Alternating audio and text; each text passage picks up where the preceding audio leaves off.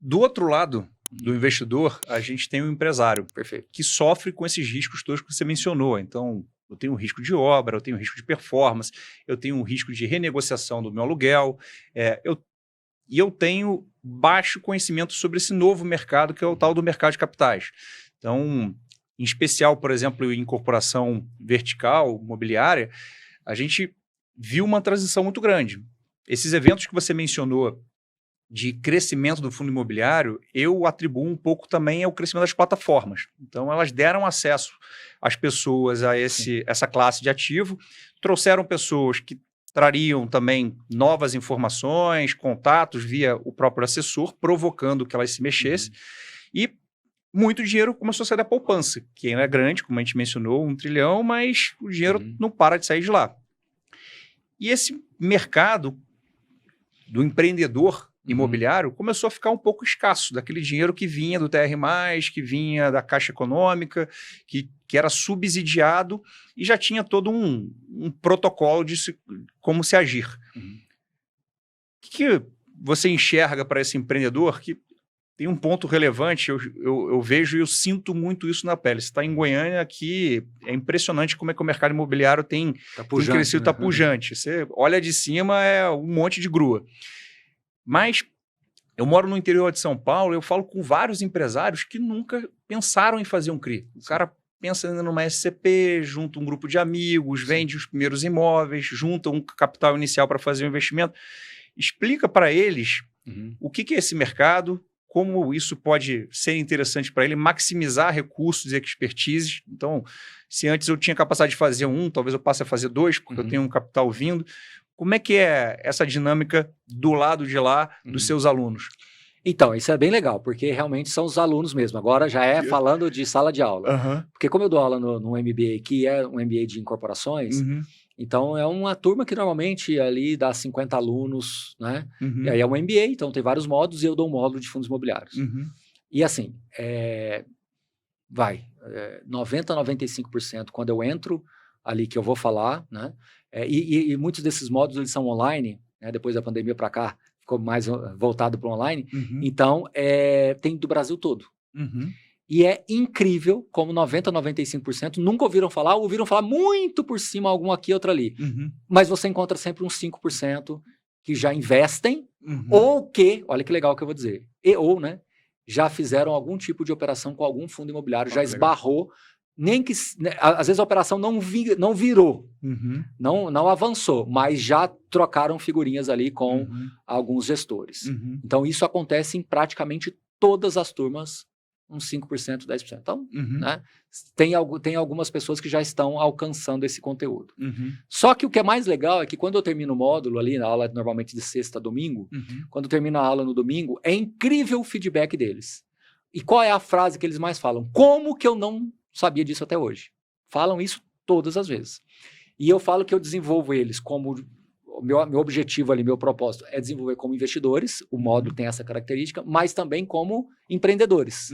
Porque eu falo que se você tem segurança para colocar o dinheiro naquilo, significa dizer também que você entende que aquilo é saudável e você pode colocar, fazer negócios ali. Então eu falo que essa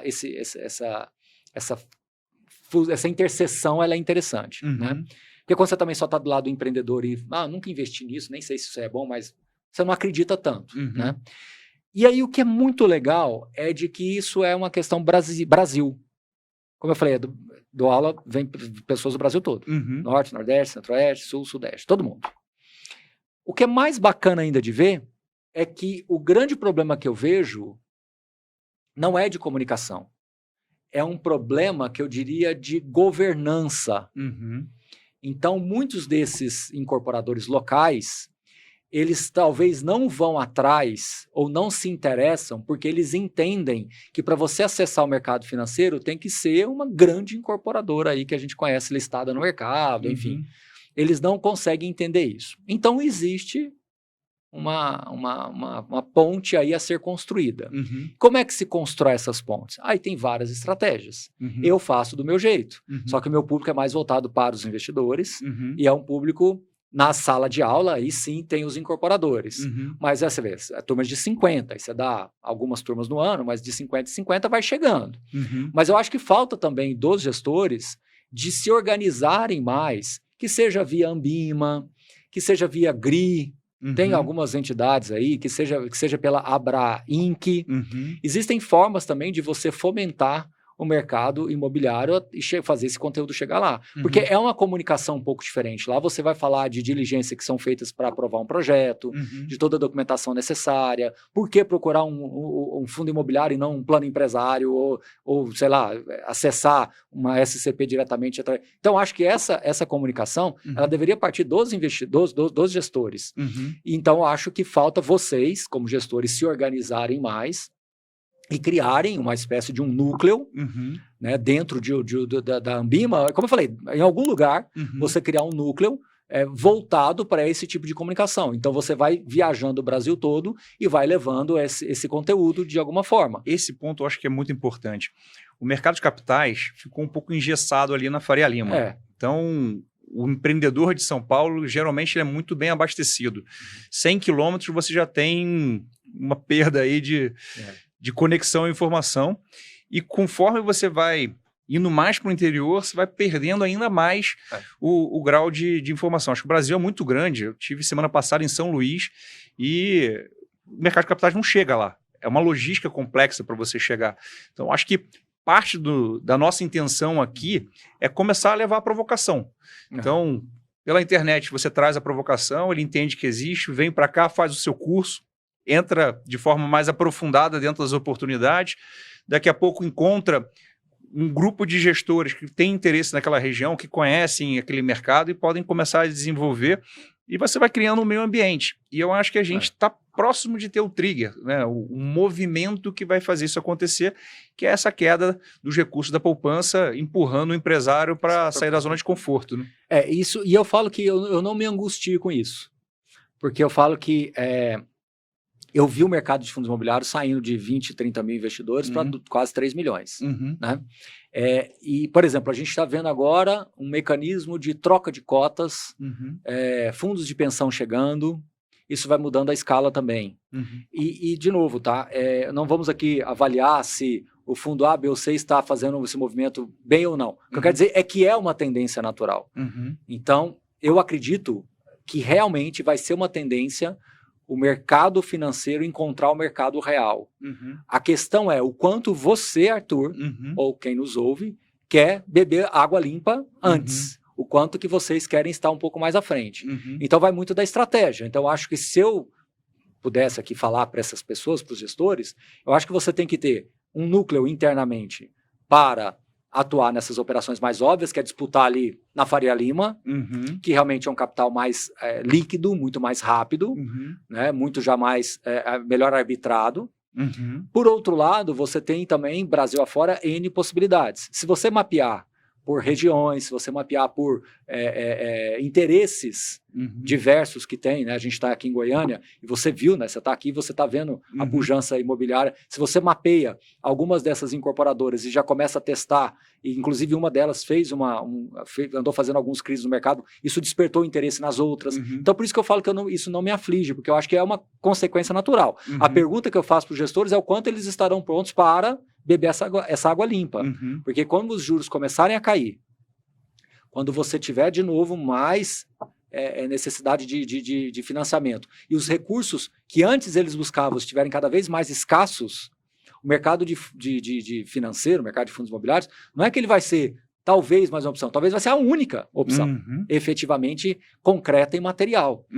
E aí o quanto que você estará pronto, né? Porque como eu falei, o maior problema que eu vejo nessas incorporadores não é chegar lá e explicar para ele entender e gostar. É você realmente entender que ele, incorporador, tem uma governança suficiente para enquadrar no seu fundo. Esse é o problema, porque o seu fundo tem uma régua alta de contabilidade, de controladoria, que às vezes este empreendedor não consegue ainda entregar. E aí, para você adaptar ele, pode demorar 6 meses, mas pode demorar 2 anos. E aí o juros está caindo e você não está conseguindo. Então, quanto antes você conseguir acelerar. E quem nos ouve que foi incorporador, eu acho que também cabe um pouco dessa provocação, né? Por parte deles, de tentar já tatear um pouquinho esse universo, né? De mercado financeiro. E eu acho que assim, falta realmente sola de sapato. Se eu tivesse que resumir numa palavra, sola de sapato. Uhum. Você não resolve, até antes eu brincava, tem tempo que eu não falei isso, eu vou falar aqui. Eu falava que o gestor, às vezes, de fundo imobiliário, ele gosta de fazer gestão com binóculo. O que é o binóculo? O binóculo vai mais longe do que o seu olho está vendo. Uhum. Mas ele sai, ele vai lá no heliponto lá de um prédio da Faria Lima, E consegue enxergar o ativo onde ele lá. conseguir enxergar com binóculo é onde ele vai. Uhum. Aumentou um pouco o raio, mas é pouco, né? Uhum. É pouco. E eu acho que existe um mercado gigantesco fora dessa zona do binóculo. Uhum. Mas você tem que gastar sola de sapato. Então você vai ter que ter algumas pessoas internamente no time que vai ter essa expertise de mapear, por exemplo, uma região próspera do agro aqui em Goiás. Uhum. E você vai mapear isso daí, vai construir uma relação e, de novo, tá? Usando um termo bem local aqui, passa um boi, passa uma boiada. Uhum. Porque assim, depois que você fizer, isso todos falam, acho que você como gestor já deve ter recebido isso. Depois que faz o primeiro negócio com o incorporador, os outros ficam muito mais fáceis. O primeiro é muito difícil, porque você pede uma coisa, ele entrega outra. Lei da inércia. E assim, e ele não sabe muito bem o que você está pedindo, ninguém nunca pediu isso para ele, aí ele tem que fazer alguns ajustes ali da maneira como ele faz a controladoria, ele se incomoda com aquilo, então se você rompe esse primeiro, os outros tendem a ficar mais fáceis. E depois que ele faz, ele vê que o negócio é bacana, ele começa a levar isso. Então assim, gente, eu acho que é sola de sapato. É sola de sapato. É difícil? Claro que é. É oneroso? Claro que é. Mas aí entra, olha o tamanho desse mercado, que ele não é milionário, ele não é bilionário, ele é trilionário, que o mercado pode se apropriar. Então, se o juro sair de 15, como está agora, e chegar, sei lá, em 9, não estou falando para chegar em 6 de novo, não. Em 9, 9,5, a quantidade de recursos que vai entrar no mercado de fundos imobiliários vai ser alguma coisa nunca antes vista. Porque a gente está crescendo bilhões com juros em 15, coisa que ninguém imaginava. Então, com juros em 9... Nossa, e aí quem estiver na frente, quem estiver melhor preparado para isso, vai conseguir se apropriar. Então você, empreendedor, escute aqui o alerta do professor Baroni. Crie governança. Esse mercado, ele não é uma opção. Talvez ele vire a única fonte de capital para você poder desenvolver seus projetos. Então, comece a trabalhar agora, porque muito em breve você vai ter que estar pronto para poder acessá-lo. E já tem bastante gente gastando sola de sapato. De novo, em Goiânia, claro, uma praça mais consolidada, é latente a visão de que o mercado já chegou, já está aqui, já está próximo, os empreendedores já entendem como funciona o mercado de capitais e já se prepararam para isso. Então, no restante do país, onde que talvez ainda o mercado de capitais não tenha chegado de uma forma mais ativa, se prepare, o mercado está chegando. E você falou um pouco de previsão, expectativa de queda de juros. Isso muda tudo. Na hora que eu tenho juros muito altos, o empreendedor olha, faz a conta e minha conta não fecha, eu não vou lançar. O mutuário, o comprador do imóvel, ele olha, vou comprar um imóvel agora, eu vou pagar isso aqui de juros, vai pesar na minha conta do dia a dia. Deixa eu esperar e ver como é que as coisas evoluem. Então, o mercado está engessado. E se está crescendo engessado, como você bem mencionou, qual é a expectativa para 2026, dado que, segundo todos os economistas, os juros tendem a cair? Eu acho que a gente vai começar a ver alguma coisa em 26, mas eu acho que deve acelerar mais de 26 para 27. Porque aí você vai ter questões políticas também, né? Então, até outubro, né? Imagino eu. Até outubro tem a questão política. Então, mesmo que os juros caiam, eu acho que a questão política ainda vai gerar um certo ruído até lá. Então, acho que 2026 é um ano, assim, de interessante, tá? Mas eu acredito que a gente vai ver realmente uma virada mais para 2027. Eu acho que de 26 para 27, aí sim, se os juros iniciarem uma trajetória de queda, e mesmo em questões políticas, independente de resultado político, o Banco Central mostrar que aquilo ali é para baixo, aí o mercado vai começar a fazer uma coisa que talvez seja raro da gente ver. Eu vou arriscar fazer essa previsão, vou arriscar, que é começar a criar uma certa descorrelação das coisas. Começar a ver que independente de qual candidato que eventualmente avance, se você tiver juros para baixo, isso é talvez mais interessante do ponto de vista econômico, financeiro. A gente talvez vai experimentar isso. Tomara que isso esteja certo. Porque aí a gente começa a entender que realmente é uma jornada, é uma corrida, é uma maratona. Né? Então você pega, por exemplo, um CRI de 10 anos, 15 anos, ele vai passar por 3 presidentes ainda diferentes. Você pegar um contrato atípico com um fundo imobiliário, de tijolo que seja, vai também passar por 3, 4 presidentes. Então acho que começa a trazer mais maturidade, você embarca mais maturidade, né? Então, volatilidade sim, sempre deve ocorrer, mas você não adiciona um prêmio de risco do fim do mundo, né? Porque o grande problema da tese de investimentos em fundo imobiliário, FIAGRO, FIINFRA, enfim, FDIC, tudo, é essa tese de que agora acabou tudo. Vira e mexe é o fim disso, é o fim daquilo, é o começo daquilo. Então, assim, isso não é legal. Porque aí você começa a ter um sentimento de que em algum momento vai acabar tudo. E quando você percebe que o fundo imobiliário existe há 32 anos, mas ele realmente se popularizou mais nos últimos 5 anos, mas nesses últimos 5 anos nós tivemos pandemia, e desses 5 anos, 4 com juros em 2 dígitos, ou seja, acima de 10%, essa é a massa crítica que está olhando. Só que ele esqueceu que começou lá em 93. O primeiro fundo de gestão ativa que nasceu, se eu não estiver enganado aqui, foi em 2006. Nós estamos praticamente 20 anos depois. Tá aí. Quantos e quantos presidentes, quantas e quantas crises, né? Então, assim, eu gosto sempre de fazer um exercício, se você me permitir, você vai até me ajudar aqui nesse exercício. Imagina que naquele momento, em 2006, eu estivesse falando para você, olha, existe um fundo aqui de shoppings com gestão ativa, vai comprar, vender shopping, ter essa participação. Aí vamos começar a falar de coisas que você poderia me questionar lá em 2006.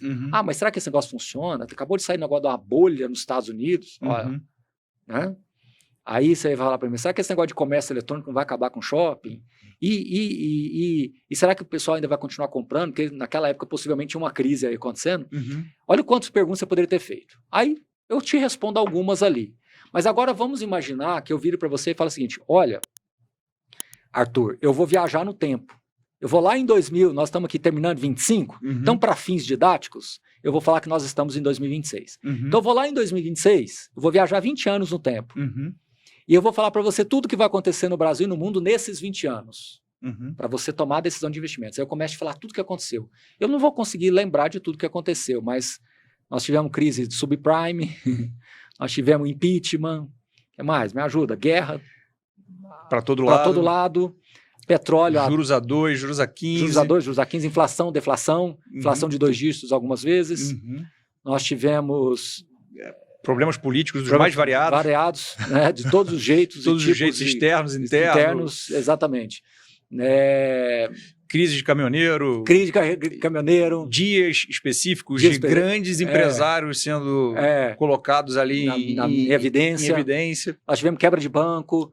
Olha o quanto de coisa que aconteceu e eu falasse para você, eu viajei no tempo e vai acontecer tudo isso. Você quer investir, Arthur?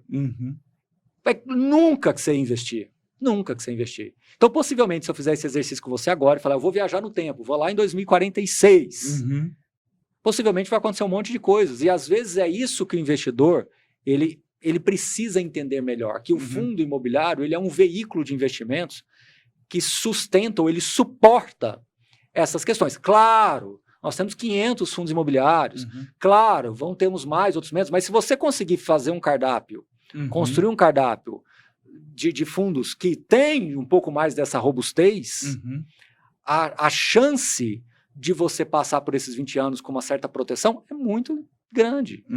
Por isso que a revisão é importante, por isso que esse direcionamento do entendimento para onde o mercado está é importante. Então, voltando ao empresário, eu acho que o empresário da mesma forma, ele vai olhar 20 anos para frente e vai falar, daqui 20 anos eu não vou conseguir construir um sobrado com dinheiro de... Aí você entende isso, mas os fundos de FGTS, de plano empresário, não tem como, porque assim, os produtos estão ficando muito mais sofisticados e o dinheiro está diminuindo. Hoje, você tem esse número na cabeça muito mais que eu, para construir um prédio de 20 andares de alto padrão. Quanto se gastava antes da pandemia, quanto se gasta hoje? E o dinheiro para financiar isso diminuiu tantos por cento. O custo na pandemia subiu em torno de 30%. E diminuiu 50% o estoque de dinheiro para fazer isso. Não é? Então, é a história, assim, a gente não é o nosso assunto aqui, mas só para deixar na mesma página, é a história lá do Plano Safra. Então, assim, o quanto financiava e o quanto hoje os veículos de crédito são importantes e o quanto eles se tornarão ainda mais importantes. Por isso que desde quando se falou dessa história de tributar fundo imobiliário, FIAGRO, infra, a gente sempre fomos inclusive a Brasília e sermos muito vocais com relação a isso, porque assim, não tem sentido, porque você vai estar financiando o capital privado com capital privado, algo que o governo não tem condições de fazer. E lá na ponta final você tem um outro problema, porque quem está investindo em fundo imobiliário, FIAG e FINFRA, a cabeça é de aposentadoria.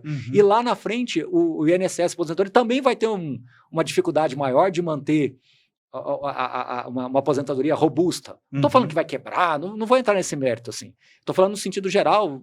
A escassez de recurso também para a Previdência vai ficando cada vez mais evidente, mais tangível ali. Então, não tem muito sentido de se falar em tributação de um veículo de investimento, ou de veículos de investimento, que financiam 3 setores no Brasil, que são pujantes. E aí eu te pergunto, o empresário que não olhar para isso, ele também vai chegar atrasado. Então é latente essa comunicação. Só que eu vou ser muito franco com você. Por isso que eu venho aqui, todo mundo que me chamar para ir nessa linha, eu vou aceitar justamente nesse convite, porque o meu alcance acaba sendo mais o investidor pessoa física. Eu alcanço o empreendedor quando eu estou dando aula na pós-graduação, mas é um momento muito específico. Você não, você está gastando a sola de sapato todo dia porque é o seu negócio. E aí eu acho que tem que levar mesmo, vocês estão de parabéns de construir um programa assim, justamente porque tem que chegar essa informação lá. E às vezes você passa um trecho desse e vai replicando num grupo de WhatsApp que você participa, alguém se interessa, entendeu? Porque ele está vendo que nós estamos falando aqui com seriedade, estamos falando aqui com objetividade, a gente não está falando assim, se você não fizer também, você vai sair do mercado. Não, não é isso, é uma questão mesmo de... É uma tendência, é um movimento tendência, quase que inexorável. A Exatamente. gente discute, eu estou com isenção nesses 3 setores que são chaves para a economia, e a gente esquece que esses setores eles foram subsidiados de várias maneiras. E o imobiliário está sendo subsidiado por nós. Então, na hora que você bota dinheiro na poupança e seu dinheiro rende muito menos do que deveria render, e você não percebe que você pode migrar esse dinheiro para algo que vai te dar uma rentabilidade maior, que vai melhorar a sua renda, a sua poupança futura, o que você está deixando ali é um subsídio para que o governo faça suas políticas, que chegue o dinheiro no empresário e ele desenvolva o seu negócio. Na hora que a gente tem um FGTS, que é a sua poupança futura, a sua previdência que está lá, que deveria estar crescendo de uma forma maior, para você chegar na sua velhice com um capital maior, para poder passar por aquele ciclo em que você tem um volume de remuneração menor, você está subsidiando o crescimento via CRI. Então, nada melhor. Irrigando a economia. Você está irrigando a economia de dinheiro subsidiado seu. Então, por que não eu investir, não pagar imposto para o governo, mas eu vou ganhar mais dinheiro, o empreendedor eventualmente vai ter um mercado mais líquido, que talvez até permita que o Banco Central tenha maior impacto nesses movimentos de quero apertar o mercado, talvez eu precise aumentar menos os juros num evento desse, dado que o meu impacto de aumento de taxa de juros ele é muito mais latente na hora que eu não tenho uma TR+, na hora que eu não tenho uma TJLP, na hora que eu não tenho uma série de abacaxis que nós criamos aqui dentro do Brasil.